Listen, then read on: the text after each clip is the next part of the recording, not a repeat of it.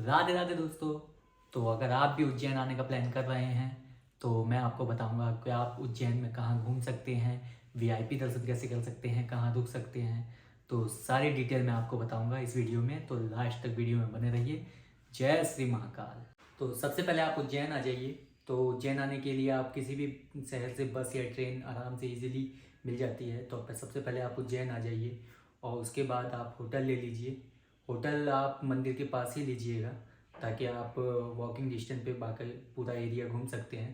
तो होटल आपको मंदिर के पास ही 1000 से 2000 के बीच में अच्छा होटल आपको मिल जाएगा। श्री महाकाल।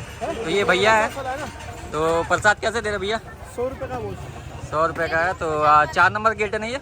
हाँ, ये सामने गेट है महाकालेश्वर मंदिर। तो ये है कुछ ऐसा। सबसे पहले आप महाकाल के दर्शन कर लीजिए। उसके बाद आप गेट से जैसे ही निकलेंगे तो आपको ऑटो मिल जाएगा। तो आप ऑटो बुक कर सकते हैं बाकी मंदिर घूमने के लिए, क्योंकि बाकी मंदिर थोड़ा सा दूर है। तो ऑटो वाला लेगा कम से कम 400 से 500 रुपये लेगा, तो आपको सारे मंदिर घुमा देगा। पहले आप मंगल धाम चले जाइए जहाँ पे मंगल ग्रह की पूजा होती है, बाकी और भी 9 ग्रहों की पूजा होती है। फिर महर्षि सांदीपनी आश्रम चले जाइए जहाँ पे कृष्ण भगवान ने विद्या ग्रहण की थी। तो वहाँ पे उनका गुरुकुल बनाया गया है, तो वहाँ पे आप दर्शन कर लीजिए, वो बहुत अच्छा है। और शिवलिंग के भी दर्शन कर लीजिए जो 6000 साल पुराना है। सामने जो पाठशाला देख रहे हो ना आप, राइट हैंड, हाँ, जो सामने पाठशाला है, भगवान श्री कृष्ण ने बलराम जी, सुदामा जी, जिन्होंने यहाँ पे महर्षि सांदीपनी के मुखारबिंद से क्या है, यहाँ पर विद्या ग्रहण करी थी। उन्होंने 64 कलाएं, 14 विद्याएं 64 दिन में यहाँ पर ग्रहण करी थी। द्वापर युग में जब वहाँ गोकुल मथुरा से यहाँ पे आके उन्होंने विद्या ग्रहण करी थी। पाठशाला के जस्ट सामने कुंडेश्वर महादेव जी का मंदिर है। कुंडेश्वर महादेव जी जो है ना, वो 84 महादेव में से 40वें नंबर पे आते हैं, 40वें नंबर पे। उसके बाद में क्या है कि उनके यहाँ जैसे क्या पूरे वर्ल्ड में आपने देखा होगा, भोलेनाथ जी के मंदिर पे क्या है, नंदी जी बैठे हुए रहते हैं। आप अब भी जाओगे तो पत्थर की शिला के बने हुए नंदी जी आपको खड़े दिखेंगे यहाँ पे, है ना। भगवान भोलेनाथ जी क्या है, भगवान श्री कृष्ण से द्वापर युग में भेंट करने के लिए आए थे ना, तो उस वक्त क्या है, नंदी जी मतलब दोनों को साथ में देख के क्या है, खड़े देख के नंदी जी खड़े हो गए थे। जब से बना हुआ मंदिर है, 5 से 6000 वर्ष पूरा।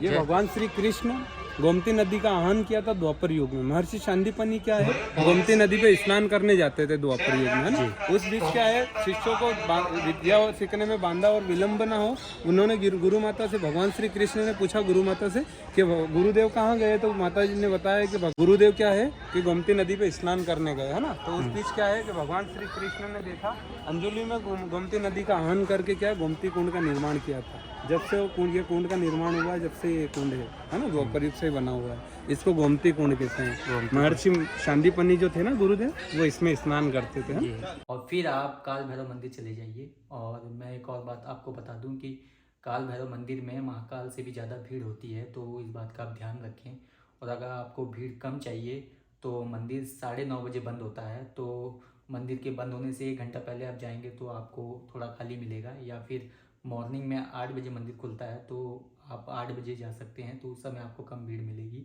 फिर उसके बाद आप गढ़काली का मंदिर चले जाइए, माँ काली का मंदिर है।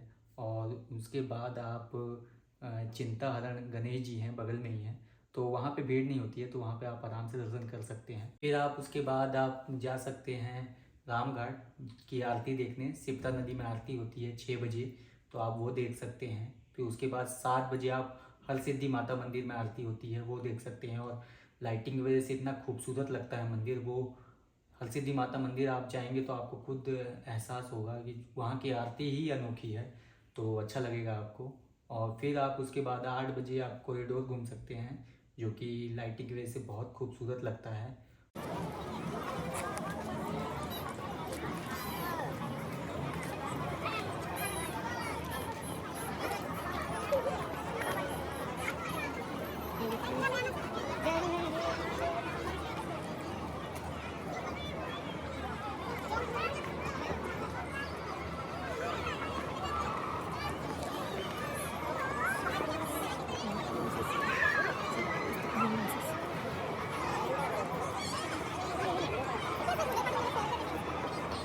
आप रात में ज़रूर घूमिएगा, बहुत खूबसूरत लगता है।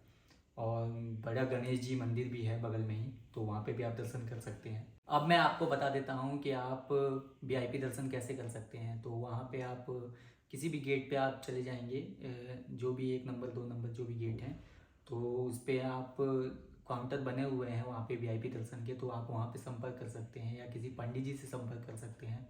और अगर आपको वीआईपी दर्शन नहीं करने हैं, भस्म आरती के लिए आपको नॉर्मल दर्शन करने हैं, तो आप चलते हुए भी दर्शन कर सकते हैं, जैसे मैंने किया था। वहाँ पे आप बस अपनी आईडी ले जाइए और सुबह लाइन में लग जाइए और लाइन में चलते चलते आप दर्शन कर सकते हैं, अगर आपको ऐसे करना है। और अगर आपको ऑनलाइन टिकट बुक करनी है तो आप जैसे आज टिकट बुक करेंगे तो आपको परसों सुबह का आपको वो मिलेगा। तो ये है कि आप अगर आप नॉर्मल वैसे दर्शन करना चाहते हैं ऑनलाइन, तो आप उस हिसाब से आप प्लान कर सकते हैं, आप ऑनलाइन बुक कर लीजिए।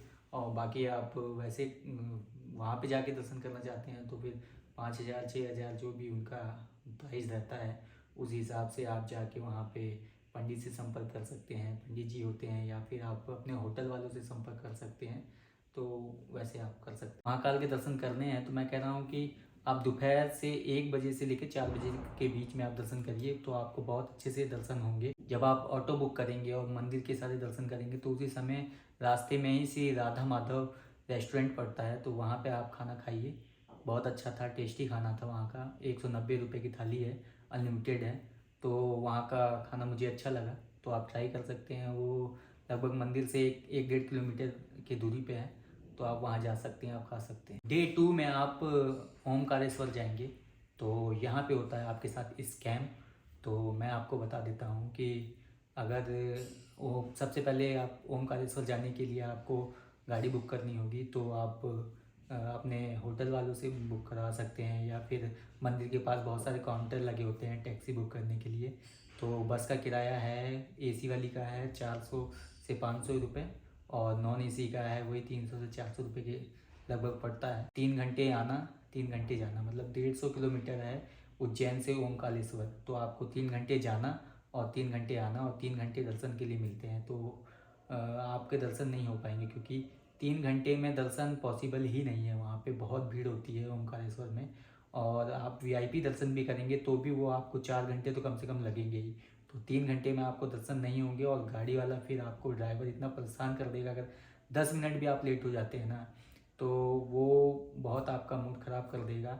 अपना तो उसका तो है ही कि उसको कोई मतलब नहीं है कि आपके दर्शन हुए हैं कि नहीं हुए हैं, उसे बस अपना उससे मतलब है कि आपको 3 घंटे जाना 3 घंटे लाना, और 3 घंटे में आपको दर्शन करने हैं, तो 9 घंटे उसको मिलते हैं। तो मैं तो कह रहा हूँ कि आप टैक्सी बुक कर लीजिए। टैक्सी का किराया 3,000 रुपये है, अगर आपकी फैमिली है तो वो सही है, उसमें कोई टाइम की लिमिट नहीं है, तो वो सही रहेगा आपको। और बस का भी ऐसा है कि आप बस बुक कराने से पहले देख लीजिएगा कि वो बड़ी वाली बस है कि नहीं, क्योंकि मैंने जो कराई थी तो वो छोटी वाली बस थी, जो ट्रैवल वाली मिनी टेम्पू ट्रैवल वाली बस जो होती है ना, वो थी। और वो कंफर्टेबल भी नहीं है, क्योंकि अगर आप थोड़े हाइटेड हैं और थोड़े हैवी हैं तो आपको वो कंफर्टेबल नहीं रहेगी आपके लिए। तो वो आप देख लीजिएगा कि बड़ी बस है या फिर मिनी बस है, और मेरे हिसाब से तो टैक्सी सही रहेगा।